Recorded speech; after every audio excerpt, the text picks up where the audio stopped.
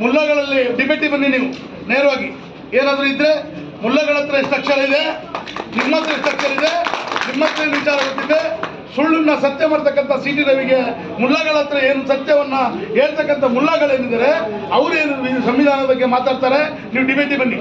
ನಮ್ಮ ರಾಜ್ಯ ಉಪಾಧ್ಯಕ್ಷರಿದ್ದಾರೆ ಜಾಕೀರ್ ಹುಸೇನ್ ಅವರು, ನೇರವಾಗಿ ನಿಮಗೆ ಆಹ್ವಾನ ಕೊಡ್ತೀರಿ. ಡಿಬೇಟಿ ಬರೋದಾದ್ರೆ ಅವರೊಟ್ಟಿಗೆ ಕೂತು ನಿಂತು ನೀವು ಡಿಬೇಟಿ ಬನ್ನಿ. ನಾವು ಈ ದೇಶದಲ್ಲಿರ್ತಕ್ಕಂಥ ಸಂವಿಧಾನವನ್ನ ಜಾರಿ ಮಾಡಬೇಕು, ಇಲ್ಲಿರ್ತಕ್ಕಂಥ ಎಲ್ಲ ಜಾತಿ ಜನಾಂಗದವರಿಗೆ ಸಮಾನತೆಯನ್ನು ಕೊಡಬೇಕಂತ ಹೊರಟಂತ ಮುಲ್ಲಗಳಿಗೆ ಇವತ್ತು ಮುಲ್ಲಗಳ ಏನು ವಿಚಾರ ಇದೆ ಅಂತೇಳಿ ಅವರು ಹೇಳ್ತಾರೆ. ಹಾಗಾಗಿ ಸಿ ಟಿ ರವಿ ಅವ್ರನ್ನ ಈ ರಾಜ್ಯದಿಂದ ಗಡಿಪಾರು ಮಾಡ್ತಕ್ಕಂಥ ಕೆಲಸವನ್ನ ಸರ್ಕಾರ ಮಾಡಬೇಕಾಗ್ತದೆ.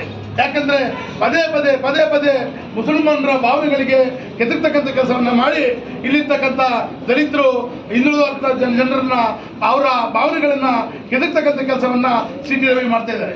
ಹಾಗಾಗಿ ಮುಂದಿನ ದಿನಗಳಲ್ಲಿ ಎಚ್ಚರಿಕೆಯನ್ನು ಕೊಡ್ತಿದ್ದೀವಿ. ಮುಂದಿನ ದಿನಗಳಲ್ಲಿ ಆ ಥರ ಮಾಡಿದ್ದಾದ್ರೆ ಸಿ ಟಿ ರವಿ ಮನೆಗೆ ತಾವೆಲ್ಲ ನೋಡಿರ್ಬೋದು, ನೋಟಿಸ್ ಕೊಡ್ತಕ್ಕಂಥ ಪೊಲೀಸ್ ಇಲಾಖೆಯವರು ಹೋಗಿ ನೋಟಿಸ್ ಕೊಡ್ಲಿಕ್ಕೆ ಹೋದ್ರೆ ದರ್ಪವನ್ನು ಮೆರೀತಾರೆ. ಸಿ ಟಿ ರವಿಗೊಂದು ಕಾನೂನು, ಸಾಮಾನ್ಯ ಜನರಿಗೊಂದು ಕಾನೂನು.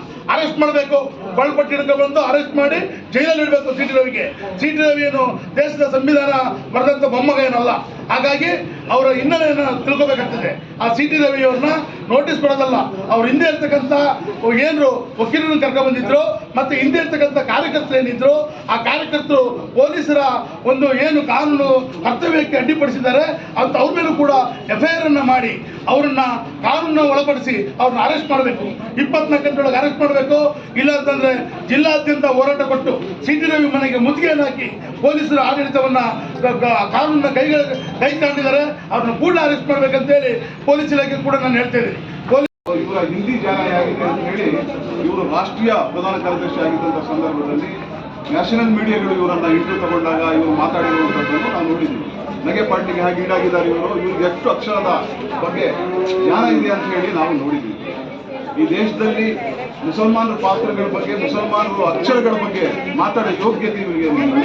ಯಾಕಂದ್ರೆ ಈ ದೇಶದ ಸ್ವತಂತ್ರ ಸಂಗ್ರಾಮದಲ್ಲಿ ಈ ದೇಶದ ಮುಲ್ಲಗಳು ಅಂತ ಏನು ಹೇಳ್ತಿದ್ದಾರೆ ಇವರು, ಅದೇ ಉಳುಮಗಳು ಸಾವಿರಾರು ಜನ ದೆಹಲಿಯ ಮರಗಳಲ್ಲಿ ನೇಣುಗಂಬಕ್ಕೇರಿ ಸಾವಿರಾರು ಜನ ಎದೆಗೆ ಗುಂಡನ್ನು ಹೊಡ್ಕೊಂಡು ಬ್ರಿಟಿಷರ ಗುಂಡಿಗೆ ಎದೆ ಕೊಟ್ಟು ಹುತಾತ್ಮರಾಗಿರುವಂಥ ಕಾರಣದಿಂದ ಇವತ್ತು ಸಿ ಟಿ ರವಿ ಅಂತವರು ಮಂತ್ರಿ ಆಗಕ್ಕೆ, MLA ಗಳಾಗಕ್ಕೆ, ಇವತ್ತು ಏನು ವಿಧಾನ ಪರಿಷತ್ ಸದಸ್ಯರಾಗಕ್ಕೆ ಕೂರೋದಕ್ಕೆ ಇವರಿಗೆ ಅವಕಾಶ ಏನಾದ್ರು ಇದ್ರೆ ಅಂದ್ರು ಇವ್ರ ಕಾರಣ. ಇವ್ರು ಯಾವುದೇ ಇವರ ಸಂಘಟನೆಯವರು ಯಾರು ಅವತ್ತು ಸ್ವತಂತ್ರ ಸಂಗ್ರಾಮದಲ್ಲಿ ಭಾಗವಹಿಸಲಿಲ್ಲ. ಇವ್ರದ್ದು ಏನು ಪಾತ್ರಗಳು ಇರಲಿಲ್ಲ ಅವತ್ತು. ಇವತ್ತು ಏನು ಇವರು ನಮ್ಮ ಸಮುದಾಯದ ಬಗ್ಗೆ ಯಾವಾಗಲೂ ಅವಹೇಳನಕಾರಿ ಮಾತಾಡುವಂಥದ್ದನ್ನು ನಾವು ಕಂಡಿದ್ದೀವಿ.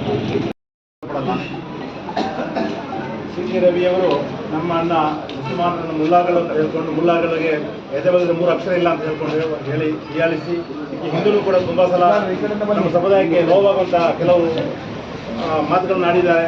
ಆ ವಿಚಾರವಾಗಿ ನಾವೆಲ್ಲ ಸೇರ್ಕೊಂಡಿದ್ದೀವಿ. ಇವತ್ತು ತಜ್ಞರಿಗೆ ಒಂದು ಮೆಮೊರಾಂಡಮ್ ಕೊಡ್ಲಿಕ್ಕೆ ಬರೆದು ಬಂದಿದ್ದೀವಿ. ದಯಮಾಡಿ ನಮ್ಮ ಮೆಮೊರಾಂಡಮ್ ಸ್ವೀಕರಿಸಿ ಅವರಿಗೆ ಕಾನೂನಲ್ಲಿ ಏನು ಕ್ರಮ ತಗೊಳ್ಬೇಕು ಅದನ್ನು ಕಂಡೀಷನ್ ಆಗಿ ತಗೊಂಡು ಅವರಿಗೆ ಇನ್ನು ಮುಂದೆ ಈ ಥರ ಮಾತಾಡಬಾರ್ದು ಅನ್ನೋ ಒಂದು ಎಚ್ಚರಿಕೆ ಕೊಡಬೇಕಾಗಿ ಈ ಮೂಲಕ ನಾನು ಕೇಳ್ಕೊಳ್ತೇನೆ. ಮುಲ್ಲಗಳು ಎದೆ ಸೀಳಿದ 2 ಅಕ್ಷರ ಅಂತ ಬರಲ್ಲ ಅಂತ ಹೇಳಿದ್ರು. ಅದೇ ಮುಲ್ಲಗಳಿಗೆ ನಾವು ಕರ್ಕೊಂಡು ಬರ್ತೀವಿ. ಅವರಷ್ಟು ಎಷ್ಟು ಇಂಗ್ಲೀಷ್ ಇದೆ, ನಿಮ್ಮ ಎದೆಯಲ್ಲಿ ಎಷ್ಟು ಇಂಗ್ಲೀಷಲ್ಲಿ ನಾವು ತೋರಿಸ್ಕೊಡ್ತೀವಿ. ಗಡ್ಡ ಬಿಟ್ಟಿದ ತಕ್ಷಣ ಮುಲ್ಲಗಳಿಗೆ ಇಂಗ್ಲೀಷ್ ಬರಲ್ಲ ಅಥವಾ ಇನ್ಯಾವುದೇ ಭಾಷೆ ಬರಲ್ಲ ಅಂತ ತಿಳ್ಕೊಳ್ಳೋದು ಅವ್ರದ್ದು ಕಲ್ಪನೆ, ಇದು ಅದು ಯೋಚನೆಗೆ ಆಧಾರ ರಹಿತ ಅವ್ರದ್ದು. ಎಲ್ಲ ಮುಲ್ಲಗಳು ನಮ್ಮನ್ನು ಪ್ರೊಫೆಸರ್ ಇರ್ತಾರೆ, ಇಂಗ್ಲೀಷ್ ಬಲ್ಲವರು ಇರ್ತಾರೆ.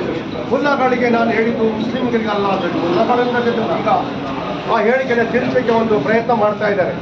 ಮುಲ್ಲಾಗಳಿಗೆ ಹೇಳಿದ್ರು ಇದಕ್ಕಿಂತ ಮುಂಚೆ ಸಿದ್ದರಾಮಯ್ಯಕ್ಕೂ ಸಿದ್ದರಾಮುಲ್ಲಾ ಖಾನ್ ಅಂತ ಹೇಳೋದು, ನೀಟಿಗೂ ಮುಲ್ಲಾಗಳಿಗೆ ಏನು ಸಂಬಂಧ ಅಂತ ಹೇಳಿದ್ರು.